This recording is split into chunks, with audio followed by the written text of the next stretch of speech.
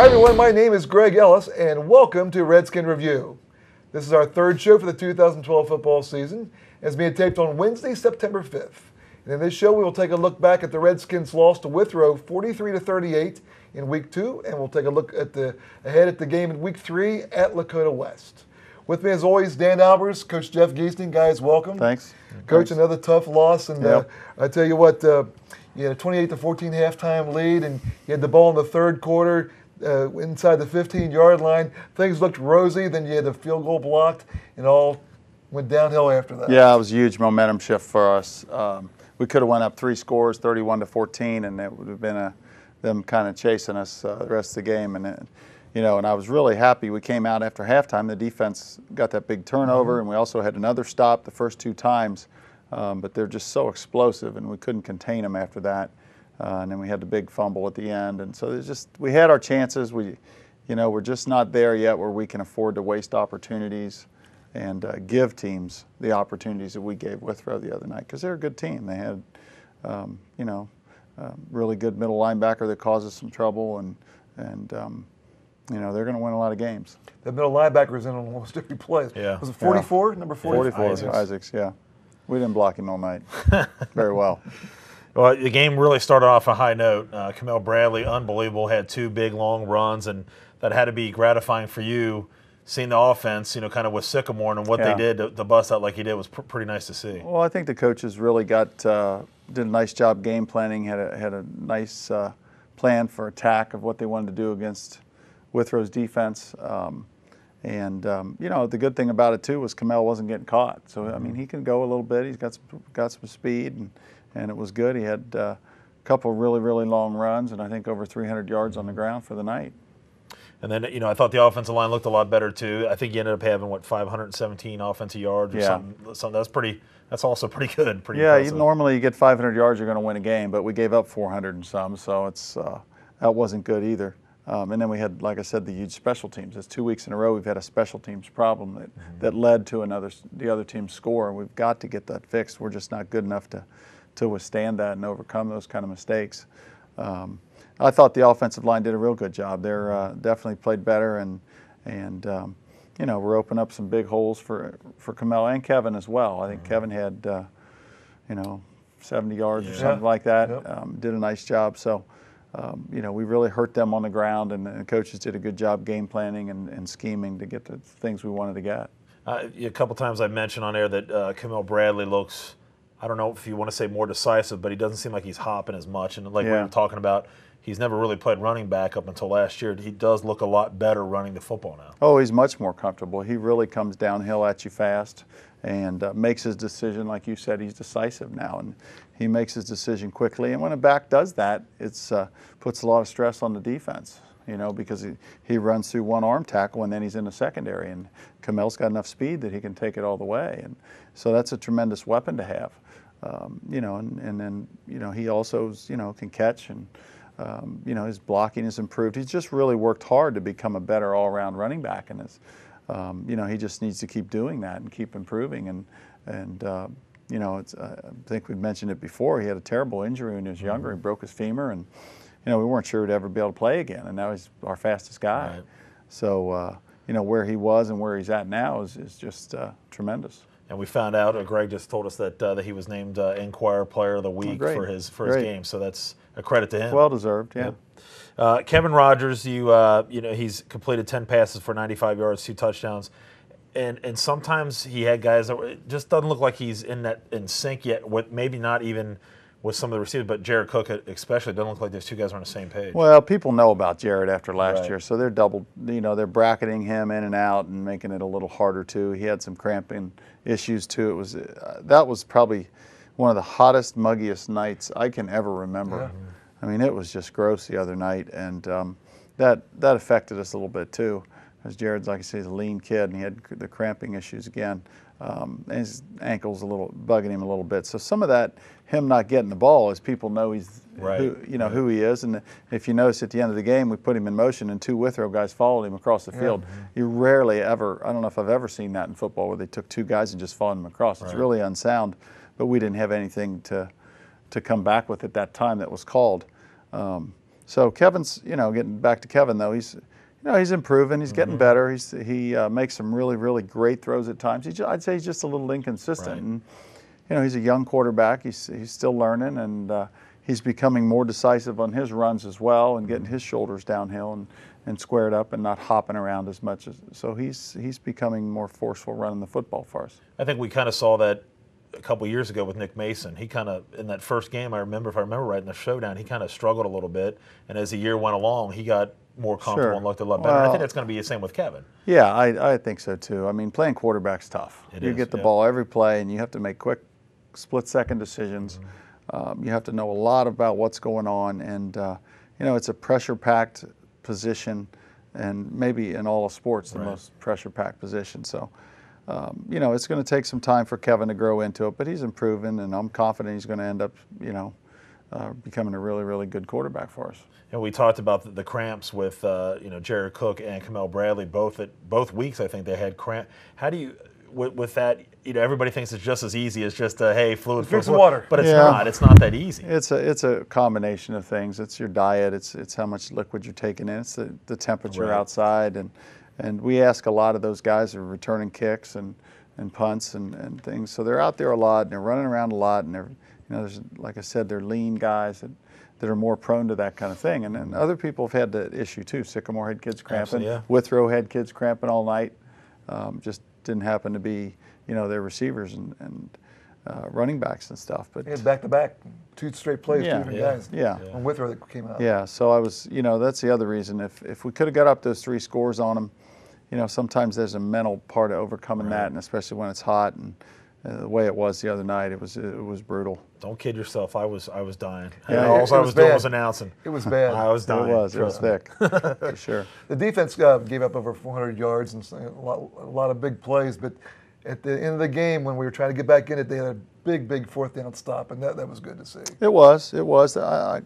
Like I said, they struggled early, and then they got kind of settled down for a little bit for most of the second quarter, and part of the first half of the third quarter, played pretty well, and then we had the broken play where the quarterback reversed field on us, and we missed all kinds of tackles, and some of that we're just getting out athleted at some spots, and we have to keep just working at that in our pursuit angles, and keeping our shoulders square to the line of scrimmage, and being better tacklers.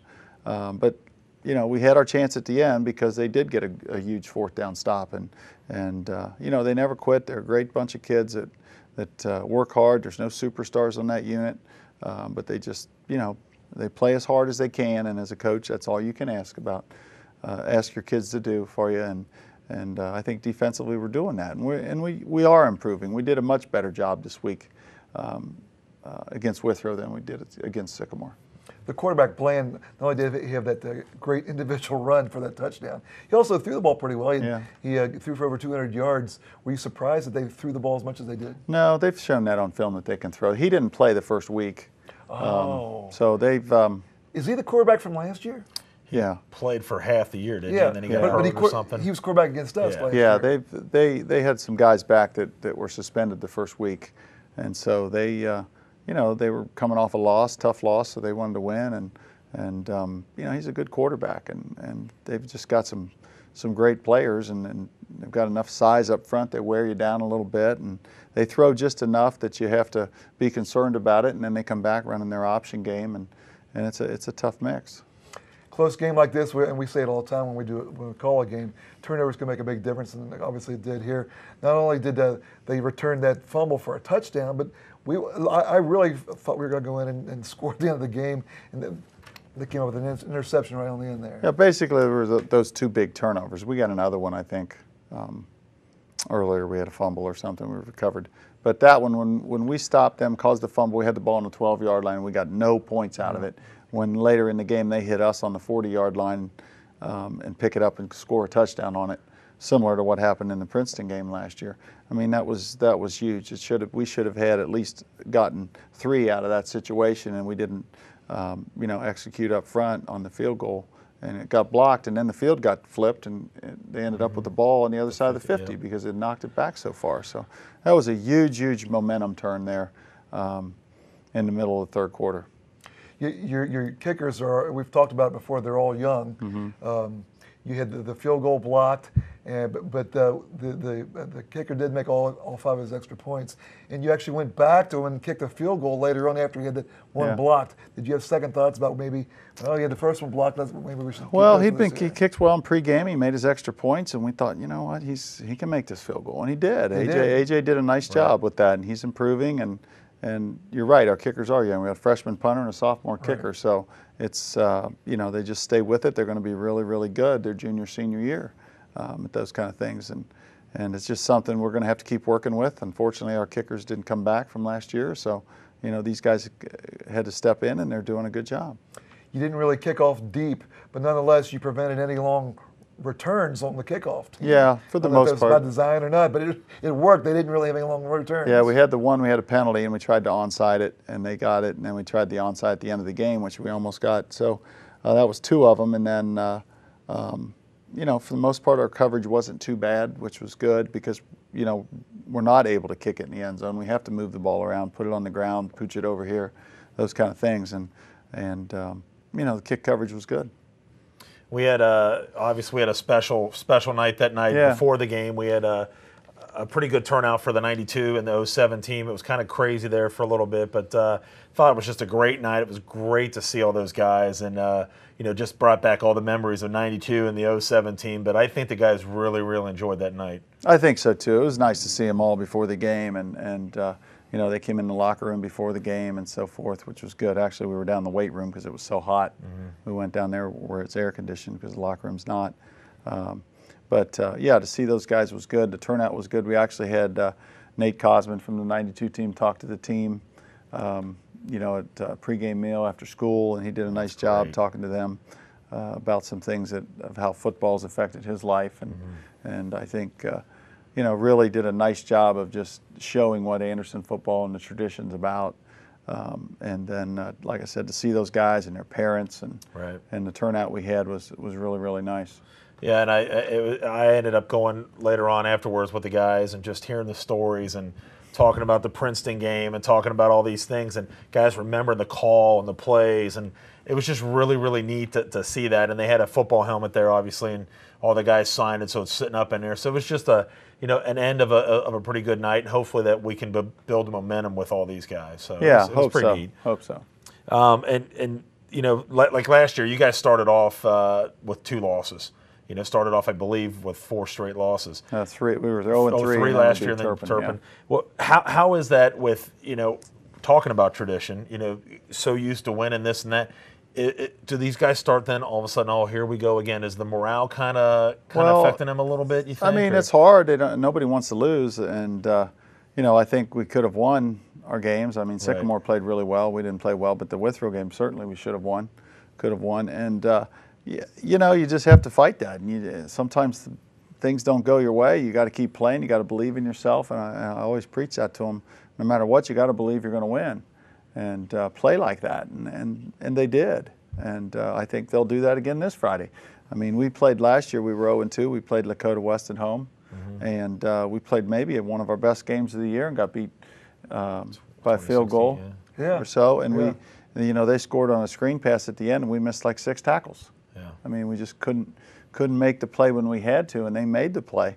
That would have been a huge win for us, but unfortunately, it didn't happen. So. This group has just got to keep plugging away. There's enough talent in certain places that we can win some games. You guys have always played a tough non-league schedule. Yeah. And saying that, do you think that really helps prepare you for not only league play, but it seemed like last year you played those tough games, and as the year got along, you still were always in all your games. The games are competitive. They're very tough. You think that really helps with you during the season? I think it does, but the downside of it, the way Ohio's playoff points are set up, you don't get any benefit for playing that tough schedule. So here we are playing 2 GMC teams and the best public school team in the city, Withrow, and some of that is a product of our success in the past. People wouldn't play us. We've tried to get games with schools our size and things like that, and people don't want to play us. And now after last year, and we're 0-2 now. Maybe people start calling me. I don't know.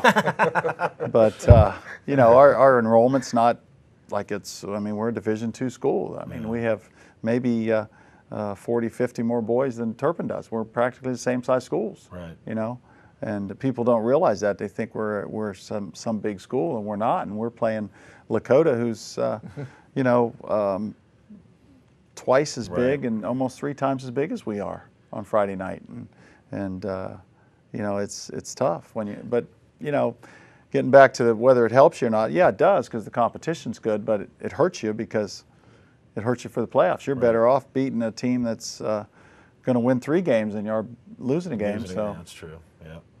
Yeah. And just saying it real quick, it just shows the kind of discrepancy they have in some of these divisions. Like you got the St. X and the Mollers and all this stuff. You know, they're getting kids from all over the place. Oh, you know, you don't have that opportunity to get those kids like they do. You know, so I think it's kind of, you think about those divisions, it's a little unfair, if you want to call it. Yeah, if you want to. Well, that, and then you got big public schools like Mason's the biggest school in the state. Yeah. You know, Mason's got 100 and probably almost 140 kids on their team. Yeah. And you know, basically twice what we have. And they've got 118 on their freshman team. Wow. So you're gonna, with those kind of numbers, you're gonna find players. Plus, you can withstand injuries better and all that kind of stuff. Now, Mason's playing a tough schedule. They're playing good teams. They're playing Division I teams, which they should. So, you know, it's just there's just a big discrepancy sometimes in size that people don't understand. You know, we're playing a freshman kicker or punter. We've got some sophomores playing. Schools like that, it would be rare for a sophomore to play. Right. And that makes a difference. Players of the game: offense, defense, special teams. Offensively, I gave it to Dex Bargy. Even though Kamel had a great game, Dex did a nice job blocking, and he's done a good job all year with it. Just kind of on the quiet side of things, and you know, just being very effective. Philip Arlinghouse went in and played really, really well, and was at outside linebacker, made some big plays for us. So he got the defensive player of the game, and then AJ Penley, the kicker. Was the special teams player, made his extra points, made a field goal, and you know, those were big. Good. What did the JV team and freshman team play? JV lost, I think it was 34-20, and the freshmen lost 38-20. So it was a bad weekend for us against Withrow. They won them all. Was there any injuries from the game? Nothing major. Although Alex Payne's knee's bothering him. We'll find out more about that. But I think that some of that might have even been going on before the game. But no, we're about as healthy as we can be. We're getting a few guys back. Michael Johnson, backup running back, is practicing now again, and a couple other guys that have been hurt. Jared Forbes was out last week, and he's back now. So some of even though they're backups, they're very important because they help you in practice so much, and it's good to have those guys back. How was it playing on the new field for the first time? It was nice. It was real nice. I mean, we've been is obviously there a practicing on difference? It's softer. It is softer than the old field. The pebbles are still settling in, but it's fine. I think it's settled in fine now, and it's going to just get better and better. Good. Okay, so this week the Redskins travel to Lakota West, as we said, and Lakota West is one of the bigger schools in Greater Cincinnati. They are 2-0, aren't they? Yes, they beat LaSalle and Glen Estee. They beat Glen Estee 34-0. I know that. And they beat a good LaSalle. From any time you beat a GCL team, that's doing something. Let's talk about that game a little bit. Tell us about Lakota West. Well, they beat LaSalle in a showdown. LaSalle's starting quarterback's out, and so LaSalle was playing a sophomore, and then he actually played a freshman at quarterback. Oh, wow. So they were a little handcuffed offensively, but Lakota West, the running back, he had 240 yards. He's a big kid. He's a transfer from Lakota East. He's 240 pounds. He's only a junior. He's a load. And their offensive line probably averages about 270, 260. I mean, they're just big, a quick quarterback, and then defensively, there's no Jordan Hicks there like there was the other year, the kid that went to Texas. But they're good players, and they're physical players, and that's the thing about it. Playing that type of school is how physical it is, and it wears you down. Our offensive line's big, strong guys, and they'll hold their own and they'll do okay. But some of our other positions, our defensive line, I'm worried about because they're undersized, and fortunately we have some more guys and we can play 6 or 7. Which we're going to have to do because you can't take that pounding all night. But, and then they came and shut Glen Estee out over Glen Estee, which is hard to do, and just controlled the ball. And they can be a power team. They've got enough speed, so they're going to be definitely a challenge for us. And that's one thing we always try to do for the people out there is to compare. Obviously, it sounds like they like to run the ball, obviously, with a good running back. They're going to, yeah. They pretty much predominantly run more than pass? Yeah, or? they'll throw it anywhere from 10 to 15 times a game probably, but if the run works, that's all you're going to get. And like I said, the kid had 240 yards the first week, and was, I don't think he broke 100, but he was up around it last week against Glen Estee. Maybe some other kids were carrying the ball a little bit. So it's difficult. They're not real complicated offensively. They just execute and do what they're going to do. So. They always seem like they've been huge, though. They always are. Every year they seem like they're huge. Yeah, they've got one of their offensive linemen has, interest from a lot of BCS schools, and they've got some other big kids. So it's tough. Yeah. And defensively, what's predominant that they run on defense? Well, they're in the 4-3. They'll play some cover 2 and some 3 deep at times. Not a big, huge blitzing team, but they will. And they had a big defensive tackle that's going to cause us problems because of his size.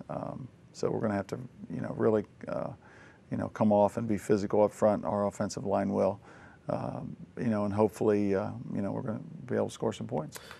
Game plans, keys to the game. Obviously, no turnovers is always. Yeah, we're at the point where we have to win the turnover battle every week. We can't have a special teams huge mistake like we've had the last 2 weeks. We have to play very clean in special teams. I think defensively, we just have to keep tackling him. He's going to get some yards on us here. They're going to move the ball on us. We're not going to shut that kid down. He's too big and fast, but.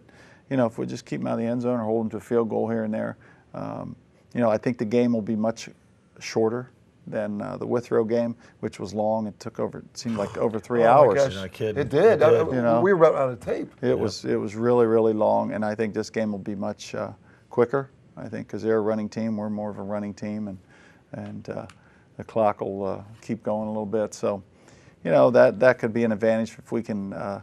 Just get to the fourth quarter and be in a position to win. That's all you can really ask for, and I think we can do that. I think we can score enough points and just, if we play solid defense, not give up a big play, not let them reverse the field on us and miss tackles and get an easy score that way, then, we'll be in the game in the fourth quarter. All right, we're going to talk a little bit about the Alumni Association. Just it's been a really starting to evolve a little bit more. Obviously, we had our special thing with the 92 and 07 team, and it just seems like we're getting a lot more interest with this. And I really got to say a thank you to Frank Brandy. He supplied subs for all the guys. Really appreciate him. And Randy Corbett did a really nice job down there too. While I was upstairs, he helped out a lot, and it was really great to see Mr. Hall come back too as well. So Crystal Soriano made it. So it was just a really neat thing, and you can get a hold of Coach Keesting, myself, or John Raymond and sign up. We're trying to get everybody to get more people signed up so we can do the email blast. I think that's a huge thing for us to do. So it's been evolving a little bit better than it has been in years past. It just takes time, like anything, and you're working full time. John's working full time. There's nobody that's totally dedicated to doing this all on their own. So I'm trying to get you some help, Danny. I'm working on it. Thank you. And I think word of mouth is our best way of spreading it right now between those guys. And like you said, you went out with some of them after the game and the stories they were telling and how important it is to them. And we've even had some of them come up to practice and watch practice, talk to the kids and that kind of thing, and just explain to them, what Anderson football is about and what it meant to them. And that's why those guys need to be around. And, we welcome that. I wish I would have had a tape recorder, though, or a video camera to show you guys Nate Cosman imitating Vince Soriano. It was the funniest thing I've ever seen in my life. Oh, for the overtime in Princeton. Oh my gosh, it was so funny. There's quite a few stories about that. Quite a few stories about that. So. Let's go ahead and wrap it up. Remember, if you can't make a game, we do all the games live on usbnsports.com. And we had some people listening to us. We got some emails this past Friday nights. Some of the players that were on the 92 team. David Lawrence, maybe? Yeah, it's kicker. He was out in California. Little buddy was, yeah. So he sent something in. So it's really neat to have all that stuff. Good. So again, if you can't make a game, especially like an away game, or if you've got relatives out of town, if they want to listen to the game, it's usbnsports.com, and just tell them about it, and we come on and we accept emails, and we love when we get emails to hear people listening to us. And we haven't heard anything bad the last year and a half or so. So the sound must be working pretty good now. So that's a tribute to Danny getting his engineer. He's an engineer. He's Mr. IT. That's right. So thanks to all the folks who make this broadcast and the games possible. Of course, the folks here at Anderson Community Television. We appreciate their support of the equipment and the time slots, things like that. And thanks to John Raymond, our producer and our on-field reporter. He wears a lot of hats, and he does a great job at all of them. And it really does add something to have John on the field. It really does. He does a great job. And, of course, the football moms and everybody else that contributes to the fact that we love doing these games, putting them on the air. Absolutely. So, Coach, good luck this week. Thank I you. hope come out with a win. Hope so. For Dan Albers, Jeff Geesney, I'm Greg Ellis. Thanks for joining us on Redskin Review.